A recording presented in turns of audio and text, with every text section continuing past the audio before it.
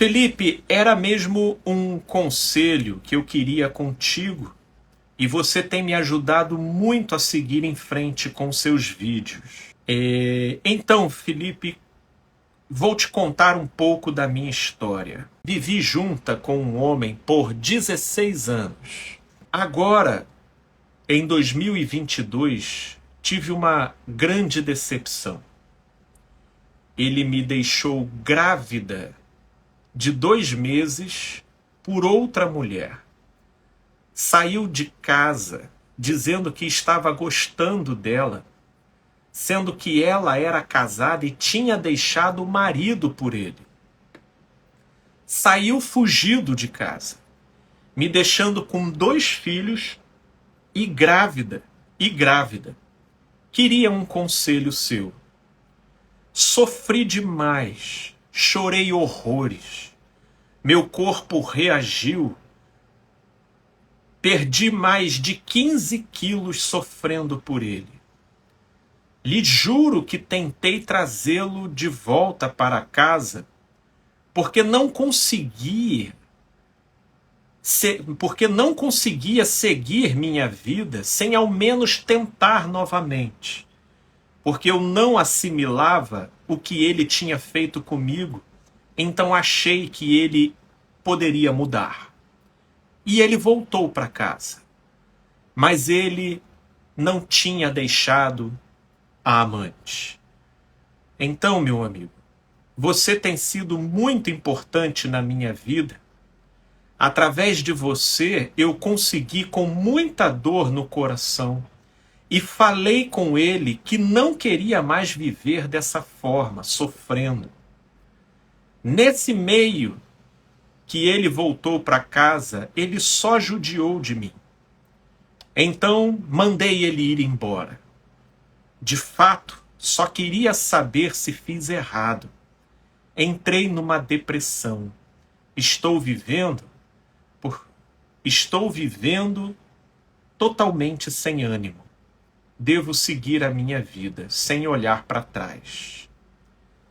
Querida, eu, em primeiro lugar, fico muito feliz pelo benefício que os vídeos que eu tenho gravado têm promovido na direção de construir uma consciência saudável, principalmente diante de situações como essa. O que você aqui me relata, querida, me faz transparecer a existência de uma carência que extrapola em muito o limite do saudável. Porque falar de carência, nós precisamos aceitar e reconhecer que todos nós temos. E é uma dinâmica psicológica natural e normal a todos nós. No entanto, a depender de traumas não elaborados, de complexos não resolvidos, essa carência pode se exacerbar de uma tal forma, se intensificar de uma tal forma, que a gente acaba criando uma perspectiva distorcida em relação a nós mesmos, em relação ao outro e em relação à vida. Possivelmente, com essa carência patológica, você direcionou para esse homem algo para muito além do que ele é. E no curso do relacionamento, você foi se chocando com a realidade de quem ele era e de quem ele é. E isso começou a te chacoalhar numa crise de confrontação com a realidade e com a verdade. Porque a realidade nua e crua de quem ele era e é começou a te dilacerar. Mas o dilaceramento, ele tem também relação com o modo como você se auto-encurrala dentro dessa situação. Isso porque quando a gente considera que estar mal acompanhada ainda assim é algo melhor do que estar sozinha, e isso eu quero deixar como reflexão para todos os que estão me ouvindo.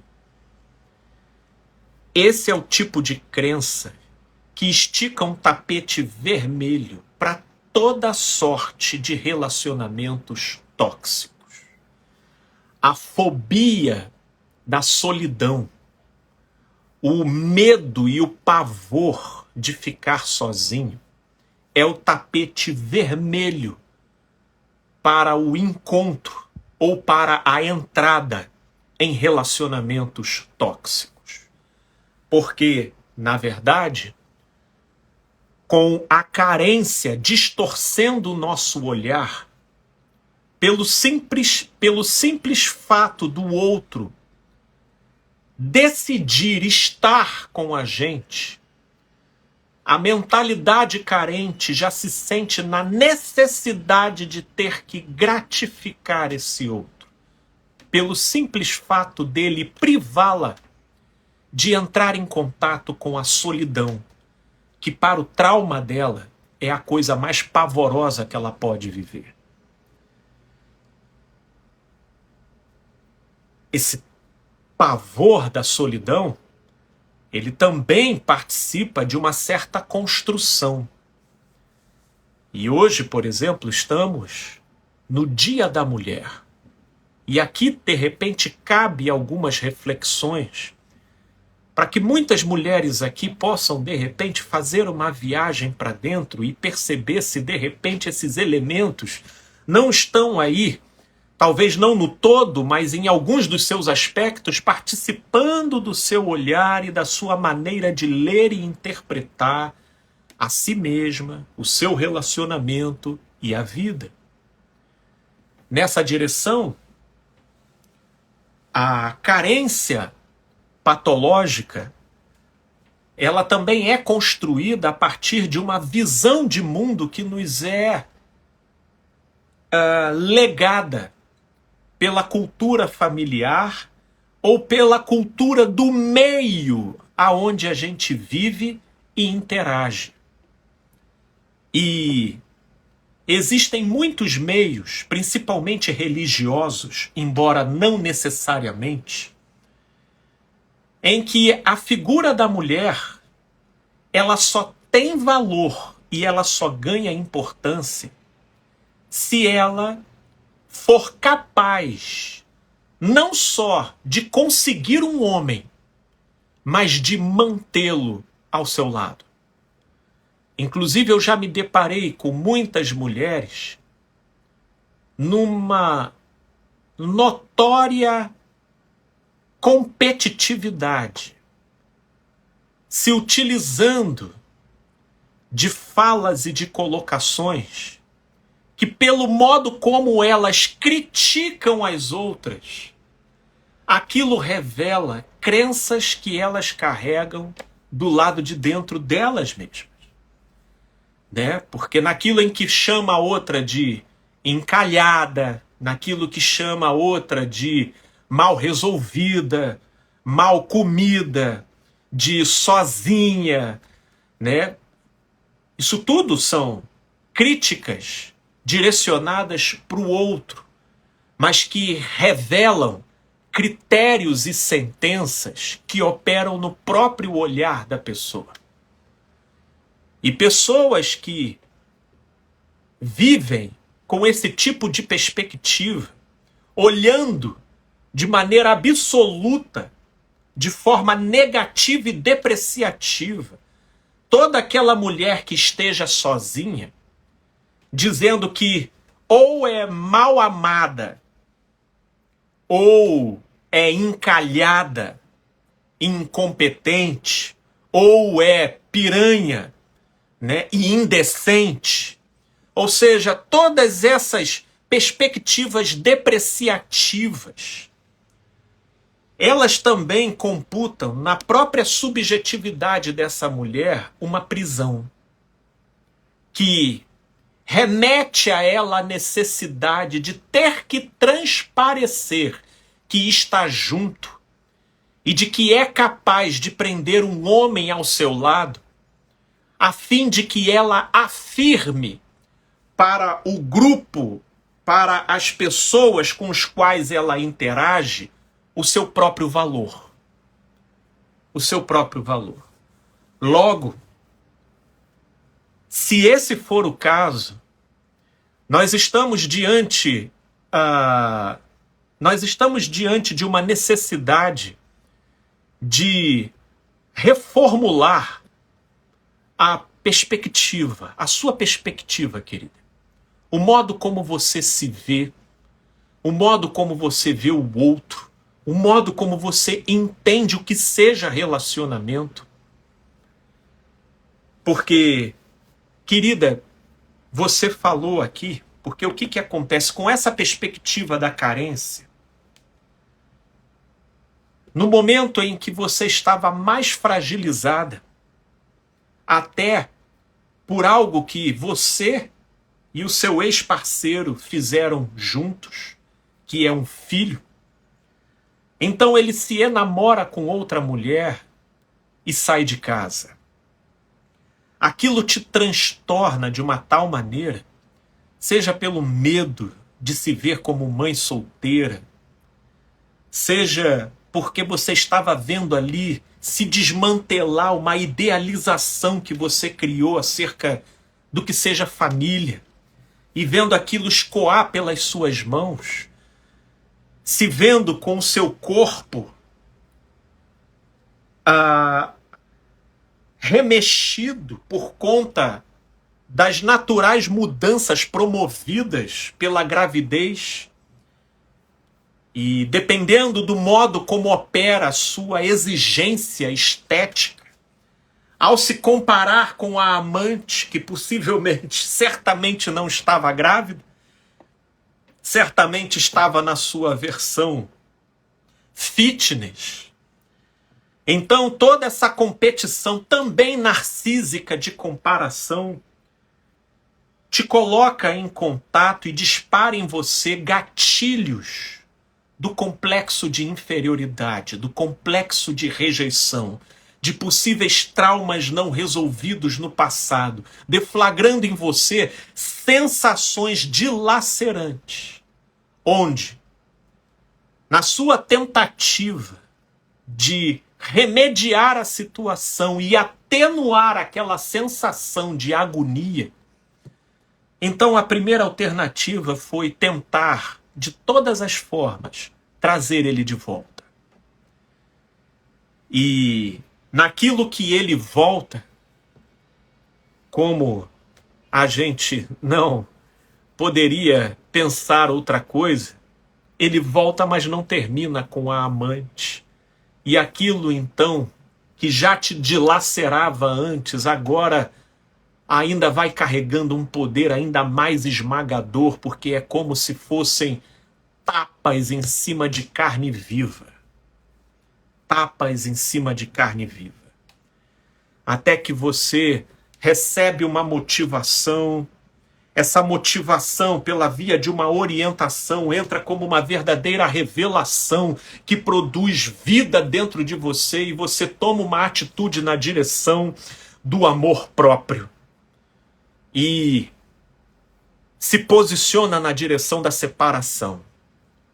Só que mesmo cortando um laço que estava dando todos os indícios de estar adoecido e podre e, portanto, te fazendo muito mal, ainda assim, você passou e passa pelas piores sensações possíveis, entrando numa depressão. E é em cima desse repertório que eu quero refletir com você, querida. Entenda o seguinte: uma coisa é a nossa consciência, outra coisa é a nossa alma. Consciência é aquela dimensão dentro da gente onde habita a nossa inteligência, onde passam os nossos pensamentos e os nossos sentimentos, mas onde dali se estabelece o raciocínio para a tomada de decisões. Aquilo que eu aqui chamo por alma, alma já é aquela nossa dimensão que abarca nossos sentimentos, sensações, impulsos, vontades, ou seja, todas aquelas dinâmicas que possuem mecanismo de funcionamento involuntário dentro da gente, ou seja, eles funcionam por eles mesmos, eles simplesmente reagem à realidade. Sim, porque acreditem, nós temos muita coisa dentro da gente que funciona sem a gente querer. Vocês já notaram isso? Vocês já notaram que tinha dias que vocês queriam estar felizes, não é verdade? E aí, vocês conseguem? Tinha dias que vocês não queriam estar pensando em certas coisas, e aí, vocês conseguem? Logo, percebam como existe muito mecanismo de funcionamento interno que funciona de modo independente à nossa vontade.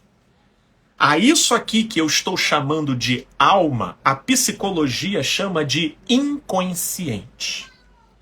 Então, a partir dessa distinção básica, consciente e alma, é que eu vou analisar a sua situação, minha amiga. Porque, veja, você fez toda a viagem de um relacionamento notoriamente desajustado e que chegou a um ponto que começou a se tornar tóxico, principalmente na medida em que você engravida e ele covardemente, justamente nesse momento de maior vulnerabilidade, suscetibilidade, ele sai para viver com a amante. E mesmo conscientemente você entendendo que o melhor a fazer seria deixá-lo ir, porque alguém com amor próprio não corre atrás de alguém que decidiu não viver junto, a sua alma se desesperou. Porque o comportamento dele, associado com o momento em que você estava vivendo, disparou em você gatilhos de sentimentos que, com a intensidade com que ele se formou, você simplesmente se viu pressionada e obrigada pela sua própria alma a correr atrás do relacionamento novamente. E assim você fez. Se a gente tivesse se encontrado e se a gente tivesse se falado nesse período e você tivesse me pedido uma opinião, se nessa hora você deveria tentar realmente insistir para ele voltar ou não, eu teria dito para você peremptoriamente que não. Não insiste, sai da frente. Mas nessas horas, principalmente depois de ser deixado por uma pessoa, principalmente para quem ainda não conheceu de frente a intensidade de um sentimento de rejeição, a nossa psique entra num estado de profusão tal que no desespero a gente quer fazer de tudo para aquela sensação agônica passar. E não é incomum nesses casos as pessoas passarem por cima da sua própria dignidade, tentando fazer de tudo para o relacionamento voltar, como se o relacionamento voltando, aquele sentimento iria passar e tudo iria voltar como dantes no reino de Abrantes, mas não é assim que acontece. Basta você ver uma planta. Quando você corta o galho, aquele galho cortado, ele nunca mais crescerá exatamente na mesma direção. Porque uma vez quebrado, ele pode até se recuperar, mas mesmo se recuperando, mesmo sofrendo um enxerto, ele vai ter diferenças anatômicas ali. Ele vai apresentar as marcas daquele corte. Isso se a planta sobreviver. Então, no que diz respeito à alma, é a mesma coisa. A depender de determinadas explosões desencadeadas pelo comportamento translocado do outro, isso abre cenários dentro da alma que é pura ilusão.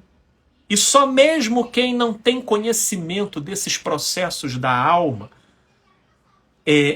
alimenta a ilusão de que é possível voltar exatamente ao mesmo estado anterior ao trauma. E não é. Nunca é. Mas aí a nossa amiga aqui, completamente desnorteada pela agonia de ter sido deixada, ela então se lança àquele recurso mais imediato, mais direto, daquilo que vinha na sua mente, que é a tentativa de refazer o casamento para poder diminuir aquela agonia e aquele pavor. E aí o cara volta. Mas como não poderia deixar de ser, a coisa, ela não voltou a ser como era antes. Na verdade, ela ficou pior ainda. Porque o cara volta, mas só para ela perceber que, embora ele tenha voltado, ele sequer terminou com a amante. E aquilo então começa a promover um dilaceramento tal. Só que mesmo conscientemente constatando a sujeira, mesmo conscientemente constatando e verificando a maldade, ela olhava para dentro dos sentimentos dela e teve dificuldades para encontrar uma sensação de força, de coragem. Mas graças a Deus, conforme ela relata aqui, pela via dos vídeos que ela vem assistindo e que eu venho gravando, ela foi tocada com uma motivação diferenciada e ela resolveu tomar aquilo que eu tenho chamado aqui, tanto nas minhas lives quanto nos meus vídeos e aquilo até que eu converso com os meus pacientes, aquilo que eu chamo de atitude em fé. O que é uma atitude em fé? Atitude em fé é quando a gente se vê na necessidade de ter que tomar uma decisão sem a participação dos sentimentos. Sim, porque comer quando se está com fome, você não precisa de ninguém te aconselhando. Você está com fome, então é juntar a fome com a vontade de comer. Você brigar quando está com raiva, ninguém precisa te aconselhar. Você está com raiva, então é só brigar. Você correr quando está com medo, ninguém precisa te aconselhar. Você está com medo, então é só correr. Agora, e quando você precisa ficar, mesmo quando está com medo? E quando você precisa não comer, mesmo quando está com fome? E quando você se vê na necessidade de não brigar, mesmo quando está com raiva? Então é nesse cenário, quando a gente se vê na contramão daquilo que a gente sente, é que surge a necessidade daquilo que eu chamo de uma atitude em fé. Que é aquela atitude tão somente baseada no entendimento que a gente tem da situação, porém sem a ajuda, o patrocínio ou o impulso do sentimento na situação. Inclusive, eu já ouvi muitas pessoas que vieram me desabafar e dizendo: Felipe, eu sei que eu tenho que me separar, mas eu estou esperando a gente ter uma grande briga para eu ficar com tanta raiva e na motivação dessa raiva eu então pleitear a separação. E eu falei, querida, você está querendo agir com a ajuda dos sentimentos. Isso é até bom, mas nem sempre favorece a concretização plena daquilo que a gente precisa resolver. Sabe por quê? Sentimento também é uma coisa que dá e passa. Você às vezes espera uma raiva, mas essa raiva às vezes vai embora. E me desculpe, ficar fazendo gestão de certos sentimentos para você sustentar um determinado posicionamento, isso é algo que dá certo só até a página 2. E em muitos casos, a depender do sentimento que você está alimentando, isso pode ser prejuízo para você mesmo. Principalmente quando esses sentimentos forem ódio, mágoa. Portanto, é nisso que se dá a importância da atitude em fé. E foi o que essa amiga aqui tomou. Uma atitude em fé. Mesmo apegada ao sujeito, mesmo insegura por estar grávida e ter 2 filhos, mesmo quebrando a idealização de família que ela tinha com aquele sujeito e seus filhos, mesmo na sua carência afetiva, mas pela constatação da inviabilidade da relação, da atmosfera tóxica da relação, do comportamento translocado do outro, ela então toma a decisão em fé de pedir para ele sair de casa. E, contraditoriamente, ao invés de ficar aliviada, ela entrou em depressão. E é por isso que ela me manda aqui a questão de que ela só precisa saber se ela está errada. Não, querida, você não está errada. Nós não somos apenas aquilo que nós sentimos. Nós somos, sobretudo, aquilo que nós decidimos ser. Nós somos aquilo que nós alimentamos em nós. Eu quero dizer para você que é próprio da sua alma ela